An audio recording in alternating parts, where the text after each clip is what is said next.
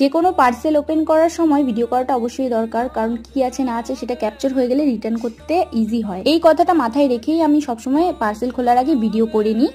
কিন্তু তার সত্ত্বেও যদি পার্সেলটা রিটার্ন বারবার ক্যান্সেল করে দেয় আর না নেয়, ভাবো কেমন লাগে। ওরকমই আমার সাথে হয়ে গেল। যাই হোক, তোমরা একটু দেখে শুনে মিশোতে অর্ডার করো আর কি। আর এদিকে দিদির বিয়েও তো চলেই এলো, সামনের মাসেই দিদির বিয়ে, তো অনেক কেনাকাটা করতে হবে। কিন্তু সবার প্রথম টেনশন হচ্ছে এটা যে আমি কি পরবো। তো বাস ওটাই আমাদের এখানকার বাজারে ট্রাই করতে গিয়েছিলাম, তবে কিছুই পছন্দ হয়নি, তো আজকে আর নিলাম না। তো সঙ্গে যেহেতু নেহা আর দিদি গিয়েছে, তো বাকি ওদের কিছু কেনাকাটা ছিল, সেটার জন্যই ঘোরাঘুরি করছিলাম। আর ঘুরতে ঘুরতে এতটাই হাঁপিয়ে গেছি, বিশেষ করে আমি আর নেহা, কারণ দিদি যেহেতু কেনাকাটি করছে তো ও তো হাঁপাবে না, কিন্তু আমরা যেহেতু ওর সাথে গিয়েছি তো আমাদের একটু বোরিং লাগবেই। বাড়ি থেকে বেরিয়েছিলাম দুপুর 2টা মতো, এখন 7:30 বাজে বাড়ি যাচ্ছি। তো অনেক খিদে পেয়ে গিয়েছে, তো ভাবলাম একটু মোমো খেয়ে নিই, কারণ বাড়ি গিয়ে আবার পাশের বাড়িতে পুজো আছে, সেখানে খিচুড়ি খেতে যাইতে হবে।